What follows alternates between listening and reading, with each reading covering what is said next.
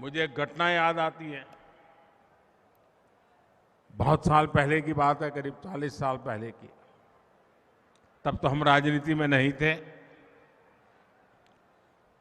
हम अपना संघ का काम करते थे और आमतौर पर संघ परिवारों में भोजन के लिए जाते थे। तो एक दिन मैं सुबह प्रवास कर करके लौटा, 12-1 बज गया था। तो हमारे एक वरिष्ठ साथी मुझे मिल गए। बोले, आप कहाँ से आ रहे हो? मैंने कहा, अभी आ रहा हूँ, दौरे से आ रहा हूँ। तो बोले, भोजन का क्या प्रबंध है? मैंने कहा, नहीं, अभी तो कुछ सोचा नहीं है, अभी आया हूँ, देखता हूँ क्या करता हूँ। नहीं, बोले, चलो जल्दी करो, मेरे साथ चलो। मैंने कहा, मैं प्रवास करके आ रहा हूँ, मेरा स्नान वान बाकी है। नहीं, बोले, स्नान कर लीजिए फिर चलते हैं।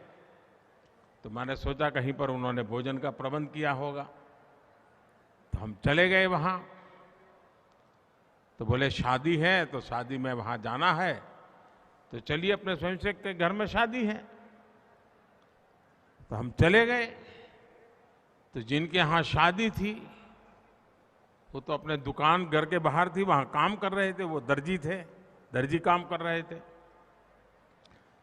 तो हमने कहा, भाई तुम तो कह रहे थे यहाँ शादी है, उनके यहाँ खाना खाना है। हम गए अंदर, उनको नमस्कार किया, हमने पूछा क्या हाल है, कैसे है। फिर उनसे रहा नहीं गया।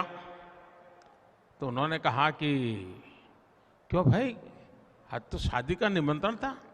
बोले, नहीं नहीं, ये शादी तो गए साल हो गई, पिछले साल हो गई शादी। तो कहा, नहीं नहीं, मुझे कार्ड है ना।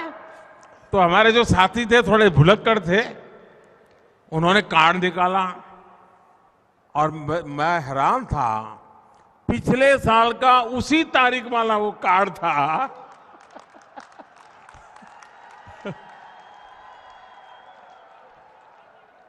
हम बिना खाए घर वापस आए। साथियों, खैर इस बात को कोई आपके राजस्थान से कोई लेना देना नहीं है। ये तो मैं अपनी पुरानी बात याद आई तो मैं एक बता दूं। साथियों, मैं मानता हूं गलती किसी से भी हो सकती है, लेकिन इससे ये भी पता चलता है कि कांग्रेस के पास ना ही विजन है और ना ही उसकी बातों में कोई वजन रह गया है। कांग्रेस के लिए बजट और घोषणाएं होती ही कागजों में लिखने के लिए, योजनाएं और कार्यक्रमों को जमीन पर लागू करने में कांग्रेस का कोई इरादा नहीं होता।